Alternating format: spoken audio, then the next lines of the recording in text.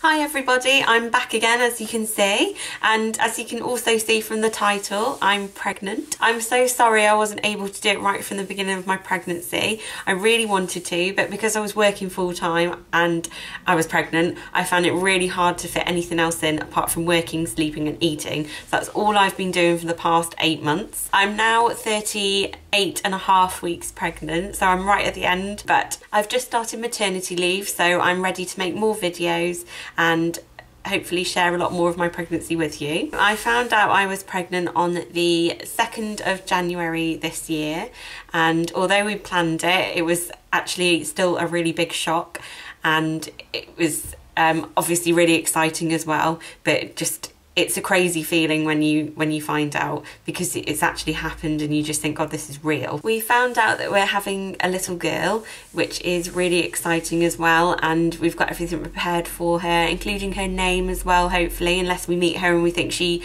is someone else. So we're all prepared, I think. And I hope so as well, because we've only got a week and a half left till the due date. In terms of symptoms, I didn't really have anything particularly strong, and I don't think if I hadn't been trying, I don't think I would have thought I was for a long time before I did the test, because there really wasn't any telltale signs. The only weird thing that I had before I did the test was that I noticed my legs felt really, my thighs felt really bruised all the time, and I thought that was because it was winter and it was cold. I thought I'd been shivering and I don't know, like the muscles in my legs had been tensing up all the time or something, and that's why it hurt. But I think it probably was a pregnancy symptom, because it kept coming and going throughout the beginning of the first trimester. I didn't get morning sickness, which I was so thankful for. That was one of the things I was dreading. Although I would have somehow made myself get through it, I was really happy that I never got any morning sickness. I did occasionally feel sick, and it was normally something that would trigger it. So it was either breakfast in the morning would make me feel slightly sick, so I always stuck to something quite plain, like natural yogurt or porridge or some cereal that was quite bland and plain, because I found it quite hard to eat it. Plus I'm always late for work, so I would be rushing it, and that would make me feel a bit sick as well. I also felt a bit sick when we used certain fabric softeners, and that's come and gone the whole way through the pregnancy. So there was one fabric softener we were using at the beginning, and everyone else just thinks it's a really nice smell, but to me it is hell on earth. It's a horrible smell and I can't stand it, and it makes me feel instantly sick. We threw it away, but I sometimes still find clothes in the wardrobe that I haven't worn for ages and they've got that smell on it, and oh my god, it makes me feel sick and I have to wash them straight away. We recently got a different fabric softener again, and that started to make me feel sick, so I need to just stick to what I know. I don't really think I had that many other symptoms at the beginning. I did get from about 15 weeks till about 25 weeks, and then on and off from then till probably a couple of weeks ago.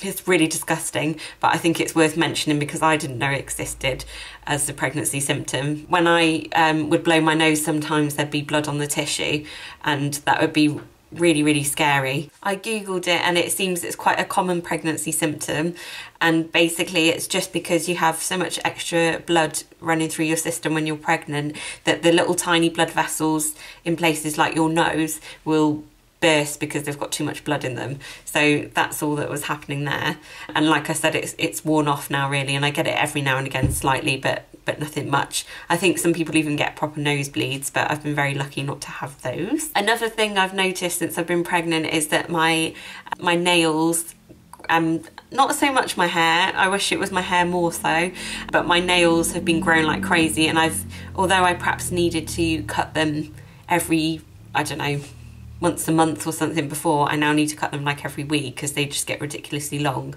and I'm not very good with having long nails, so that's been another thing. I don't know whether that's just to do with being pregnant or whether that's to do with taking prenatal vitamins as well, but that's one of the side effects I've had, and it's not a bad side effect at all. The other thing that's happened, and I think this is again due to like extra blood running through my system, is I've started to get like dark circles under my eyes. I know I get enough sleep, so it's not that. I think it is because it's like, when I've looked at it properly, it's like the veins under my eyes kind of like bolder. So I think that's to do with extra blood as well, but it's nothing a little bit of concealer can't hide away, and hopefully it will go afterwards as well. I've had 4 scans altogether. You normally get 2 routine scans when you're pregnant in the UK, but I got 4 because I had a small bleed at 6 weeks, so I got sent to the hospital for a scan, and it was so lovely because I felt really privileged, although I was really worried obviously. Once we saw the scan and we saw everything was fine, I felt really privileged because we were able to see our baby so early on, and it was like a little tiny blob with that was kind of like beating, and it was lovely. So it was just basically her and her heartbeat. It was amazing to see. I went for my second scan at 12 weeks, which is the one that everyone gets, and it's called a dating scan. So it basically just tells you exactly where you are in the pregnancy and obviously how old the baby is. So these are the pictures of my 12-week scan. I don't know if you can see, but I love this one. You can see her little nose and her mouth as well, and her little feet. I just think that's a brilliant picture. It's lovely, and I feel like I've really seen her face in this one, so that's cute. Probably to everyone else it just looks like a normal scan picture that you see all the time, but to me, obviously because I'm her mum, I just think it's amazing. I can see her face. This is her from behind, so you've got her head there, and you've got I think that's her bum obviously, and her back, and then there's another one there where you can see her hip bones and stuff in her little head. The 12-week scan was really funny as well because we had to keep going in and out of the scan room because the baby was wiggling way too much. She is a big wriggler, she always has been, which has been really nice and reassuring, but she was wiggling too much so that the lady couldn't get a proper picture of her, and she couldn't take the measurements she needed to take, and then the baby went in the wrong position. So the scan, although it was only meant to take 20 minutes, it took about an hour and a half to do, which was really nice for me and my boyfriend because it meant we got to see her all the much longer than you were meant to, but probably quite frustrating for the sonographer. So basically we had to, I think she was in the wrong position at first and wouldn't move, so we had to, she told me to go for a walk around to try and get the baby to move into a different position. And then she told me to have something sugary to eat and drink as well, so I went away and did that. And then we came back, and then the baby was moving too much, so she said that I had to go for another walk around. So I walked up and down the flights of stairs at the hospital, which was about 8 flights.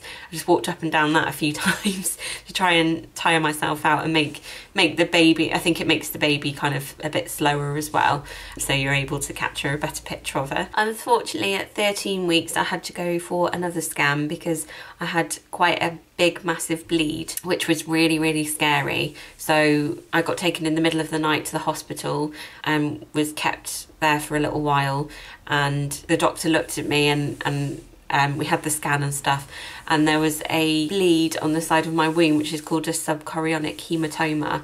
So it's like a bruising on the side of the womb. Well, it was on my side of the womb, but it could be anywhere on the womb, I believe. And basically what that means is I think it starts when the baby attaches itself at the beginning. It can cause like a little tear in your womb. So that had happened, and obviously it got bigger as I went along in the pregnancy, as my womb stretched. The doctor said that like 2 things happen. The blood either gets reabsorbed by the body, so it disappears that way, or it gets bled out, which is what happened to me. And it was really scary because it was a lot of blood, and also I had to be told the risks as well, which was if the bruising kind of goes over towards the placenta, it can make the placenta peel away, and obviously then you'd miscarry, which was really, really, really scary and really hard to live with for a little while because I bled for 3 weeks, and the doctor obviously wasn't able to tell me you're going to be absolutely fine, so that was really worrying. But I was told by the sonographer in the scan that the placenta was on totally the other side of the womb compared to the bruising, so it probably wouldn't be a problem. So I bled for 3 weeks, which was a really scary time for us because we didn't quite know what was going to happen. But I made sure I did all I could in those 3 weeks to make sure the baby was okay, or anything I could do to make sure that I was in top health basically, so that it wouldn't make anything worse. So I made sure I ate lots and lots of superfruits. I had things like avocados and lots of blueberries and lots of different kind of fruit and veg to make my body as healthy as possible, and lots and lots of protein as well, because I'd heard that protein can help with healing, things like that. I also made sure in those 3 weeks that I slept as much as possible in order to recuperate and just make sure my body could focus all its energy on trying to heal this bruising or this bleeding, rather than focusing on me being a bit tired and run down or anything. So I was going to bed, I was coming home from work at about 7, going to bed at about 9 o'clock or earlier if possible, and then getting up about 8. So I was getting plenty and plenty of sleep, which also helped with the stress of the whole thing as well, because it made me feel better that I wasn't tired or anything. And luckily it all paid off, because when we went to the 20-week scan, which everyone has as a routine scan as well, we could see that the baby was absolutely fine. And I thought that the lady was just going to tell me that the bruising had gone down or it was a lot smaller, but she told me that it had totally disappeared and she couldn't see where it ever was in the beginning anyway. So that was absolutely an amazing relief. We also found out at that scan that we were having a little girl, which was absolutely lovely as well. And I think, although finding out the sex isn't for everyone, and I didn't think it would be for me, but we just couldn't wait to find out. I think it does kind of help in a way for you to envisage what your baby's going to be like a little bit more, because you can choose a name, and you can buy little bits and pieces that are more tailored towards their gender. Yeah, for us it was the right decision, and it's really lovely to know that she's a little girl. So these are the scan pictures that we got from the 20-week scan. They're not as clear as the 12-week scan, but I'll just show you anyway. So there she is again. She's got her legs in the air and she's got her hand in her mouth. There she is. Because we'd planned to have this baby, I'd already cut out a lot of things in my diet that I knew I was going to have to cut out when I was pregnant, just so I knew that it wasn't in my system at all if I got pregnant at any time. So it wasn't too much of a transition for me once I was pregnant, because I was basically having the same diet I'd already had. I was making sure that I ate as much fresh fruit and vegetables as possible, and drinking lots and lots of water. And while we were trying for the baby, I was also taking 7C's Trying for a Baby tablets. So once I got pregnant, I started taking their actual pregnancy vitamins, which are these ones here. They're £5 for a pack, and you get a month's worth, basically. You get 4 weeks worth in the box. So these are all the vitamins. Sorry, I can't get used to this camera yet. These are all the vitamins that you get in them. They're really handy as well, because they've got each day of the week on them, so you know you've definitely taken that one for that day, which is brilliant for me because I'm so forgetful with tablets and things. Something else I've also been taking recently, but I've only been taking recently because you can't take it before. You can only take it, I believe, from about 32 weeks onwards, but please always check, don't take my word for it, is raspberry leaf tea. So this one's from Holland & Barrett, and it was £1.99 for 20 tea bags. And I think at the moment they've got like a buy one, get one for a penny sale. So basically I got 2 for £2. This is meant to help you tone your womb up, ready for labour. So I took 1 cup a day for a week, and then 2 for another week, and then now I'm on 3. This brand I really like as well, because you get individual sachets of the tea. So if you want to take it out anywhere, because I'm not drinking caffeine or anything, so there's very few places I go where people have, you know, herbal tea, I can just take one of these along and pop that in some hot water. So they're really handy for that, or if you want to drink them at work or anything like that, that's really handy as well. In terms of cravings, I haven't really had anything. I don't know whether I'll get anything in the next couple of weeks, I'm not sure, because it's quite late on now. I did have this thing at first, right at the beginning, where I was obsessed with orange juice, to the point where I had to Google whether I was drinking too much orange juice. And it got to the point as well where I loved orange juice so much that it didn't matter if it was like the cheapest brand, it tasted amazing to me. And then about midway through, I started really craving for things that tasted like limes, but that kind of came and went as well, so it wasn't like a big craving or anything. And I just got some lime cordial. I slightly had a craving for like vanilla tasting things as well, but that wasn't really, I wouldn't say that was a proper craving. It was just one day I just really fancied something tasting like vanilla, and it kind of went as well. But the thing I would say was perhaps a little bit of a craving is carrots, raw carrots. I had like 3 yesterday, and just like, it wasn't just like throughout the day, I had 3 in one sitting. I peeled 3 carrots and thought I need to eat these right now, and I ate them and they were good. And we did our online shopping yesterday as well, and I ordered lots and lots of carrots so that I can just go into the fridge and eat one whenever I want. In terms of stretch marks, I didn't think I was going to get any stretch marks because I got to 37 weeks and I hadn't had any stretch marks, so I thought, oh, I'm not going to get them now because the baby won't get too much bigger. But I have just found, at 37 weeks, I found, well, my boyfriend found them, I wouldn't have known they were there, so they might have been there earlier.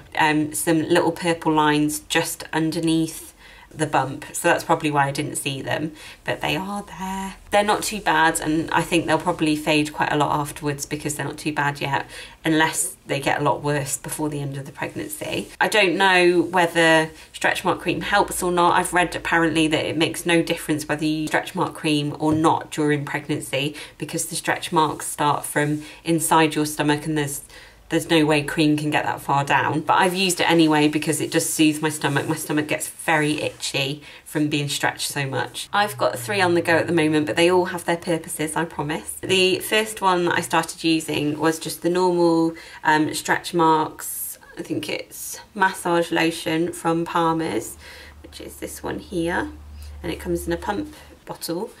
I started using this one, and then I came across this one, which is Palmer's as well, cocoa butter, but this is called Tummy Butter stretch marks, sorry, 4 stretch marks. And I thought this looked better because it was, well, basically I found this smell really annoying, and it did get to a point when I was early on in pregnancy where I just thought, oh, I can't stand to use that anymore, because it smells, it's a nice smell really, it's cocoa butter smell, but it did get, I don't know, I got sick of it. I think because you're using it every day, it does get a bit gross after a while. So this one I liked because it's got an extract of lavender in it. So it's quite nice to put on before bedtime and smells a lot better than this one.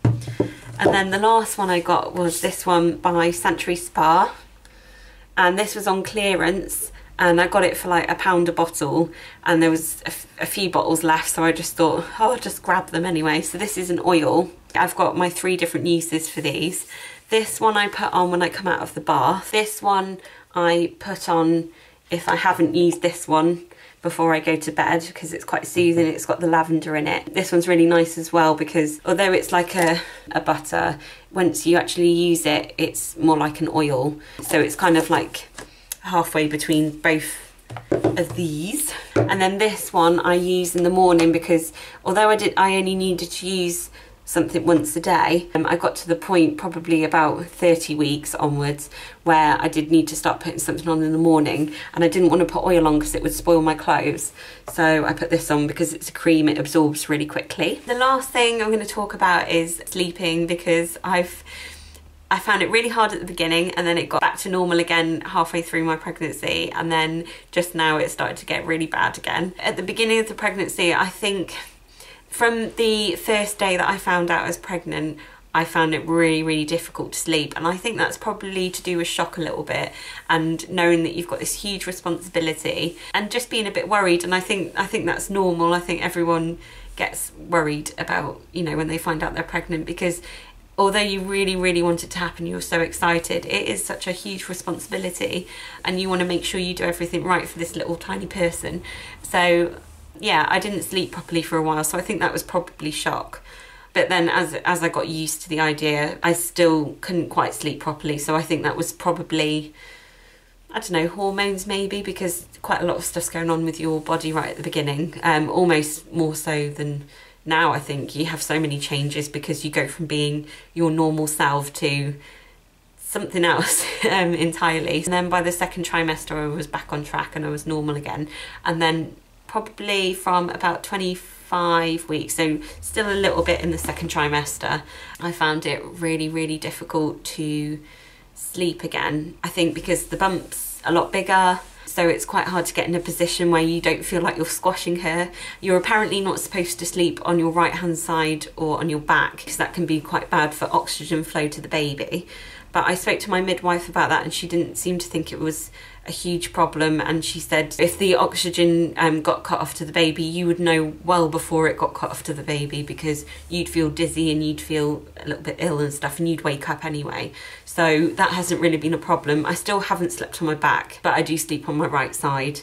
And she just said, you know, obviously you just need to sleep how you're comfortable, because you need your sleep, especially now. I also get really, really itchy legs, which can be really awful. I don't know what it is. I think it's to do with blood flow as well, and the heat, because there's so much extra blood.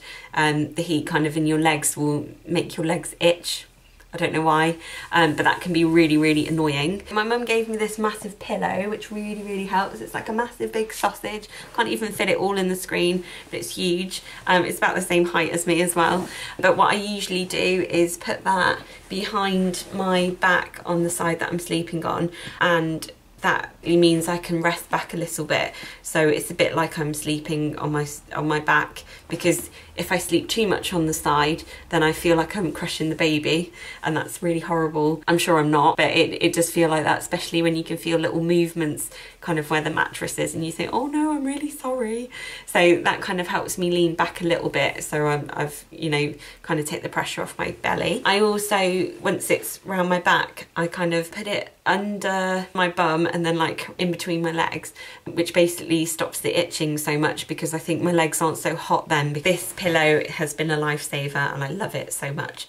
And the other thing that can interrupt my sleeping, which has started right from the beginning, is needing to pee all the time. In the first and second trimester, it was once or twice a night. You know, once really, but twice if I really needed to. And now it is, I probably go 3 or 4 times a night. And also I get very thirsty in the night as well, so I take a big glass of water to bed with me, and every time I get up to go to the toilet I have a big swig of water as well. It's just one big vicious circle, so I have the water and then I need another wee. But it's so much part of my routine now that it doesn't really annoy me anymore. So I think that's everything for now. It's been really nice to make another video. Thank you very much for watching. I should hopefully still be here to do another one next week before the baby's born, just so I can give you a little update. I'm just going to do a little shot of my belly now so you can see what I look like for 38.5 weeks. So this is my belly for 38.5 weeks, and I'll just show you what it looks like under my top. So this is from one side and the middle and the other side.